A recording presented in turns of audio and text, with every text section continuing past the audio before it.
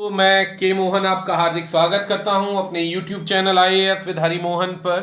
आज हम डिस्कस करने वाले हैं चाइना की बढ़ती हुई रणनीतियां किस प्रकार से जब अपनी बातों को पूरा नहीं कर पा रहे हैं तो उन्होंने देश को धमकाने का, चेतावनी देने का पूरा प्रयास कर दिया है। उन्हें डर है, चाइना को पूरी तरीके से डर है कि यदि भारत ने अमेरिका का साथ दिया during the cold war between in China and America तो उसका क्या होगा।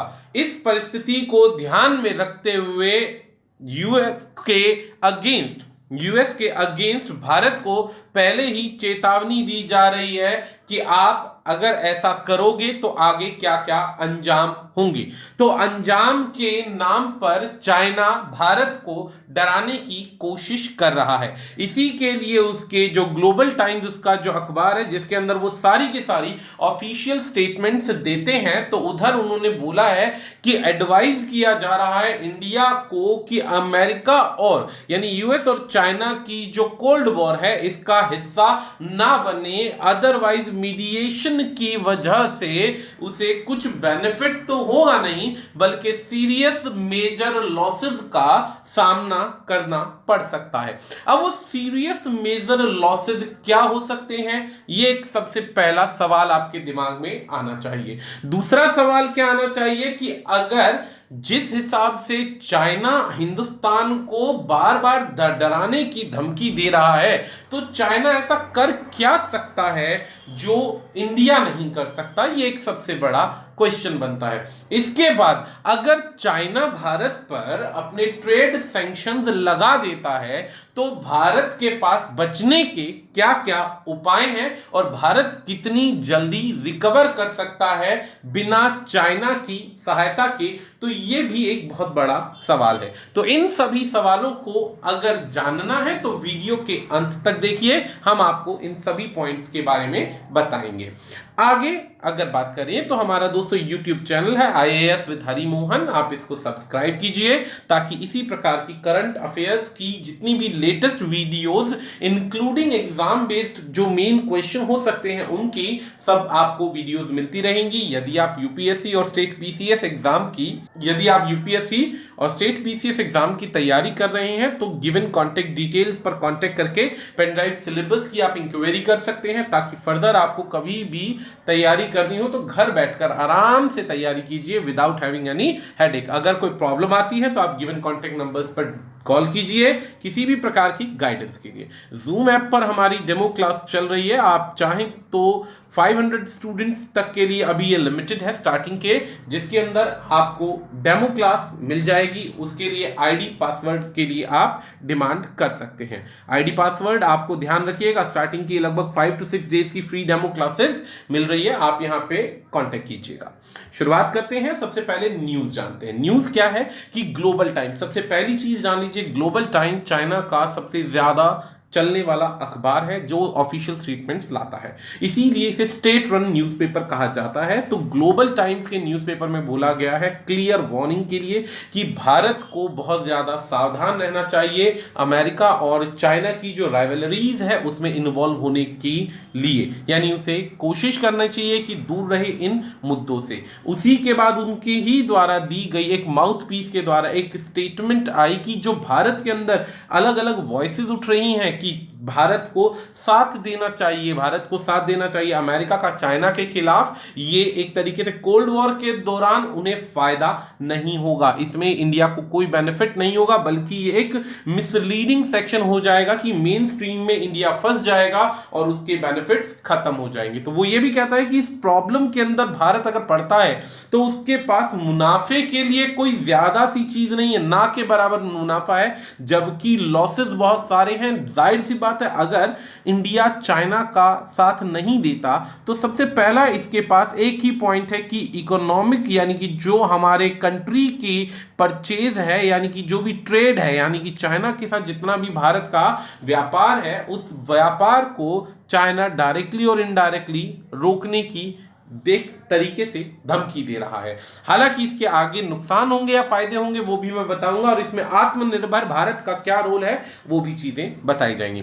अब इसमें वार्निंग क्या दी जा रही है कि वार्निंग ये है कि इनकी इस तरीके के कॉम्प्लिकेटेड इश्यूज, यानी अमेरिका और चाइना के कॉम्प्लिकेटेड इश्यूज में भारत को पड़ने की आवश्यकता नहीं है, उसे सावधान रहने की आवश्यकता है और दूरी बनाने की आवश्यकता है। हालांकि इसी बीच में मैं आपको बताना चाहूंगा कि इन इश्यूज के अलावा चाइना का खाली अमेरिका से या यूएस से इशू नहीं चल रहा है, चाइना का बॉर्डर पर इंडिया के साथ भी लगभग काफी समय से टेंशन चल रहा है, जहां पर भारत के जवान और चाइना के जवान एक दूसरे के साथ काफी ज्यादा हाथापाई कर चुके हैं और काफी ज्यादा एक दूसरे को नुकसान पहुंचा चुके हैं। एक चीज और देख लीजिएगा कि भारत ने चाइना के साथ काफी बार डिस्प्यूट को सॉल्व करने की कोशिश करी, लेकिन चाइना किसी भी मुद्दे पर मानने को तैयार नहीं होता। इसी बीच में जब अमेरिका ने बीच में मीडिएशन करने के लिए, मुद्दे को सॉल्व करने के लिए इंटरवेन करने की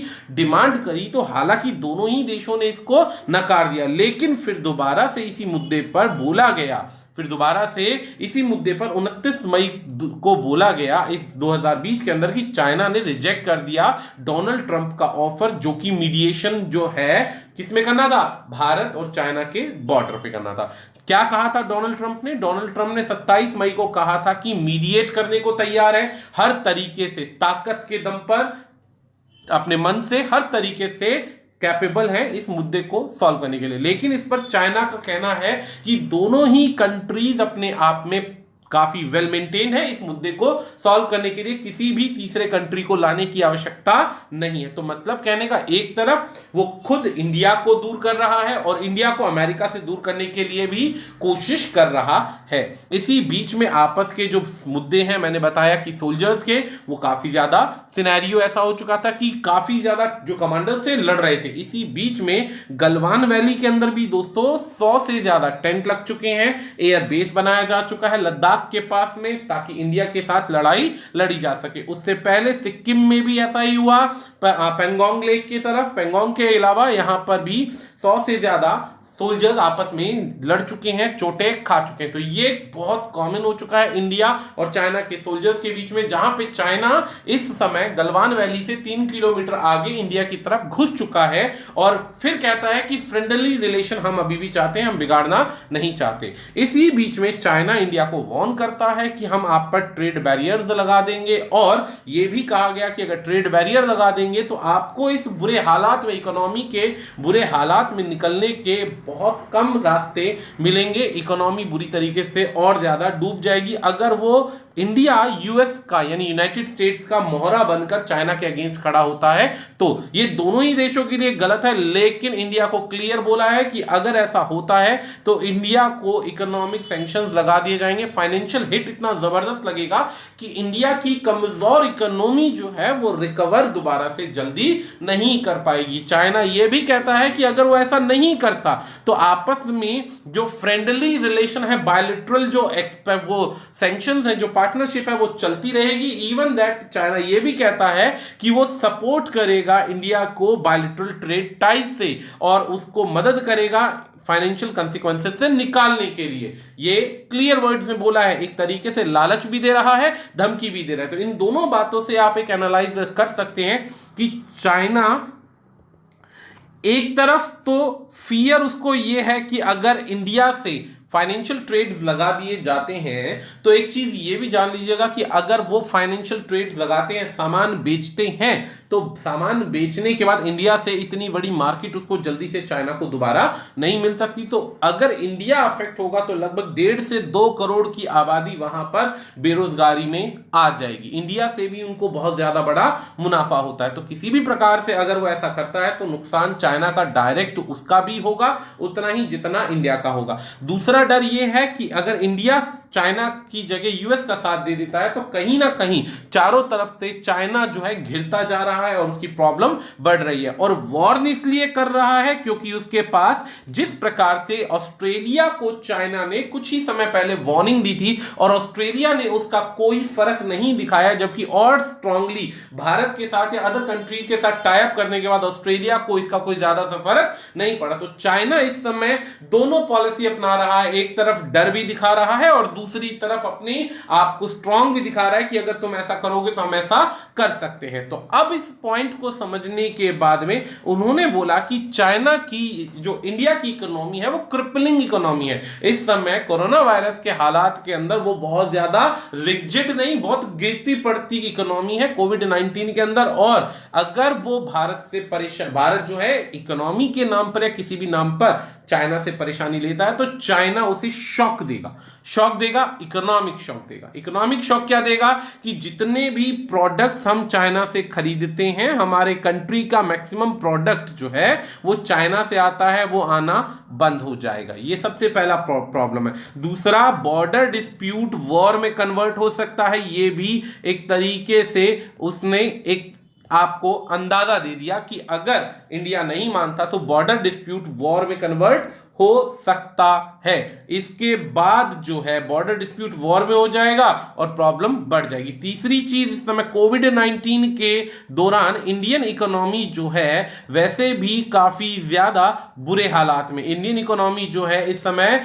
ऑलमोस्ट नेगेटिव है और नेगेटिव के आधार पर जो जॉबलेस पर्सन है इंडिया के अंदर वो भी बहुत भारी मात्रा में है। तो जब ये सारी की सारी परिस्थितियां इतनी ज्यादा ऑलरेडी चल रही हैं तो उस परिस्थिति के अंदर इंडिया को क्रिपलिंग इकोनॉमी बोला गया। तो इस बीच पर उन्होंने जो धमकी दी, बाकायदा हमारी तरफ से भी उसको एक जवाब मिला मीनाक्षी लेखी के द्वारा कि भाई आपको हमारी इकोनॉमी के बारे में इतना सोचने की जरूरत नहीं है। इंडिया इस समय बढ़ती हुई वर्ल्ड के अंदर एक पावर बनकर सामने आ रहा है और उसको पता है कि खुद को कैसे प्रोटेक्ट करना है, कैसे नहीं करना है। साइड आपको चाइना की लेनी है, जो आप सीपैक के आधार पर लेना चाहते हैं वो लीजिए, इसके अलावा कोई नहीं। तो ऐसे इंडिया से भी जवाब गया है बोल्डली, जिसके बाद अभी तक उधर से कोई रिप्लाई नहीं आया। तो चलिए अब ये चीज जानते हैं कि इंडिया पर ट्रेड सैंक्शन अगर लगते हैं तो क्या होता है। अब सबसे पहली चीज यहां पर ये 2012-13 का रेशियो है दोस्तों, 11-12 का रेशियो है सबसे पहली चीज, और मैं प्रेजेंट का भी दिखाऊंगा। इंडिया में इंपोर्ट होता था 235 बिलियन का, अप्रैल से सितंबर का सेक्शन है ये, यानी कि अप्रैल से शुरू होकर सितंबर तक में 2011 के अंदर इंडिया जो करता था, क्या करता था, इनसे एक्सपोर्ट करता था। तो कितना एक्सपोर्ट होता था इनसे? इंपोर्ट होता था 235 बिलियन का, एक्सपोर्ट होता था कितना? 142 बिलियन का। यहां पर अगर इतना बड़ा डिफरेंस आ रहा है, कितना बड़ा डिफरेंस आ रहा है यहां पर, कि यहां पर ऑलमोस्ट आपको 100 बिलियन का डिफरेंस आ रहा था 2011-12 के सीजन में। इस बीच में हम क्या मंगाते थे उनसे दोस्तों? आयरन और स्टील, इसके बाद में मेटल का सामान, ट्रांसपोर्ट के इक्विपमेंट, कोल, कोक, इसके बाद organic, inorganic chemical, non electric machinery, pearls हो गया, पर्ल्स के बाद गोल्ड, सिल्वर, इलेक्ट्रॉनिक का सामान, पेट्रोलियम, क्रूड ऑयल, ये सब चीजें इंडिया जो था इंपोर्ट करता था। और एक्सपोर्ट करने के अंदर कॉटन हो गया, रबड़, ग्लास, इलेक्ट्रॉनिक का कुछ सामान, manufacturing product, machinery, transport equipment, pharma product, ये सभी चीजें वहां से आप क्या करते थे? एक्सपोर्ट करते थे। तो ये दो डिफरेंस थे, यानी कि मंगाया और भेजा। लेकिन डिफरेंस क्या आया कि आपके पास में डिफरेंस बहुत बड़ा है, एक लगभग 100 बिलियन का डिफरेंस आ रहा है। ये 2011-12 का रिकॉर्ड था। अब ये रिकॉर्ड आ रहा है दोस्तों 18 और 19 का। 18 और 19 के अंदर क्या है कि हमने 70.3 बिलियन का इंपोर्ट किया है, लगभग 16 से 17 बिलियन का एक्सपोर्ट किया है। बीच में डिफरेंस आया आपके पास 53.6 बिलियन का। मतलब कहने का कि ये एक बहुत बड़ा डिफरेंस आ रहा है, बहुत बड़ा डिफरेंस आ रहा है, जिसके अंदर हमारे पास टॉप एक्सपोर्ट क्या किया जाता है, वही चीजें हैं, organic fuel, mineral fuel, cotton. जबकि इंपोर्ट करने के लिए टॉप प्रोडक्ट्स क्या है? Electronic electronical machinery. बता देना चाहूंगा कि इसमें बहुत बड़ा हाथ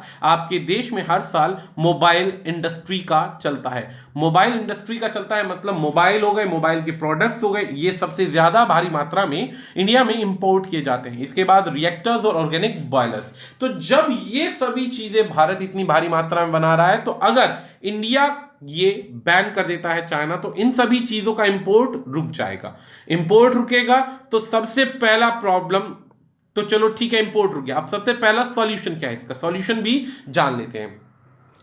आत्मनिर्भर भारत के आधार पर थोड़ा सा झटका जरूर लगेगा इकोनॉमिक सैंक्शंस का, लेकिन भारत बहुत जल्दी इनको रिकवर कर सकता है अलग अलग देशों से टाई अप करके, जैसे कि इंडोनेशिया, मलेशिया, वियतनाम। इन सभी कंट्रीज के पास ये सभी साधन और संसाधन आसानी से अवेलेबल हो सकते हैं और इंडिया अपने आप को असेंबली हब से मैन्युफैक्चरिंग हब की तरफ बना सकता है। अभी तक मेक इन इंडिया के आधार पर इंडिया एक असेंबली हब बना हुआ है, जहां पर आप सामान विदेशों से मंगाते हैं और बेचते यहां पर है। लेकिन अगर इंडिया सेम इसी तरीके से अपने आप को अगर बैन हो भी जाता है तो मैन्युफैक्चरिंग हब में बदल सकता है, मैन्युफैक्चरिंग हब के अंदर बदल सकता है, तो इंडिया को आने वाले समय में जॉब्स का बहुत बड़ा सपोर्ट मिल जाएगा। जॉब्स का सपोर्ट मिल जाएगा तो जाहिर सी बात है इंडिया को फर्क नहीं पड़ेगा अगर चाइना बैन कर देता है तो। हां, एक फर्क जरूर पड़ेगा, चाइना के अंदर लगभग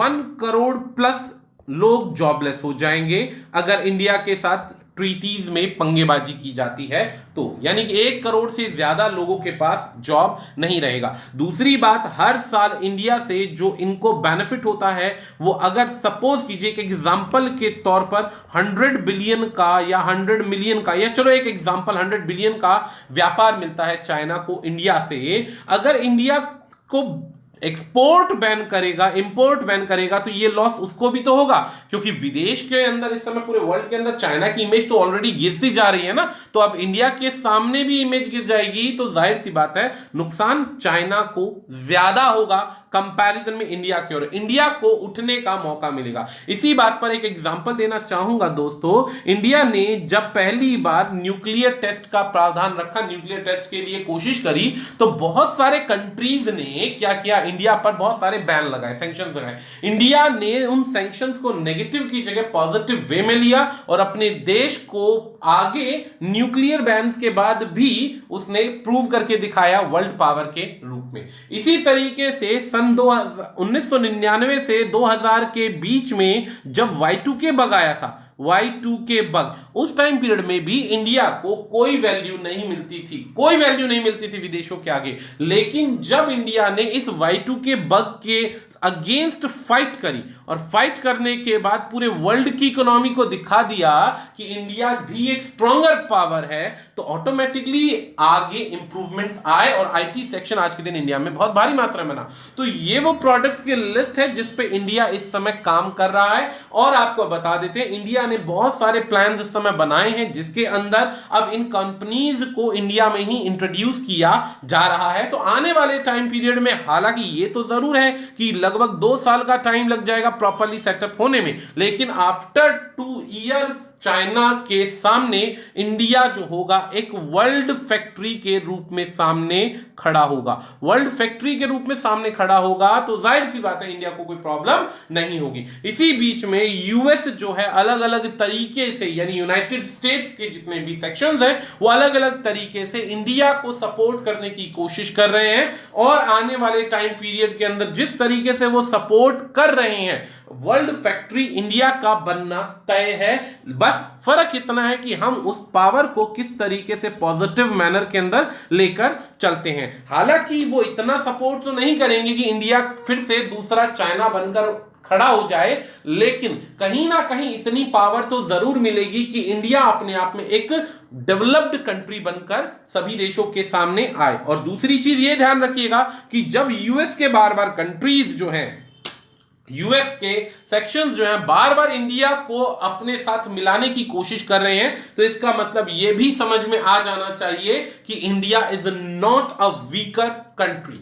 इंडिया भी एक बहुत बड़ी स्ट्रॉन्ग पावर के रूप में सामने आ रहा है, क्योंकि साउथ चाइना सी या साउथ सी की तरफ जितना भी व्यापार होता है उसके लिए कोई ना कोई सेक्शन चाहिए, और इंडिया उनके लिए सबसे अच्छी अपॉर्चुनिटी बन सकता है, जिससे इंडिया के अंदर आने वाले समय के अंदर बहुत से बेनिफिट्स आपको दिख सकते हैं, इंक्लूडिंग जॉब, इकोनॉमिक प्रोस्पेक्ट्स और पावर के रूप में। तो इसी पॉइंट के साथ, इसी नोट के साथ हम इस वीडियो को एंड करते हैं। आशा करते हैं आपको मेरी वीडियो के पॉइंट समझ में आ रहे होंगे। दोस्तों, कोई भी डाउट क्वेरी हो, आप हमारे पास जो गिवन आपके पास डिटेल्स हैं आप उस पर कांटेक्ट कीजिए, आप हमसे डिस्कस कर सकते हैं। आज के लिए इतना ही, धन्यवाद।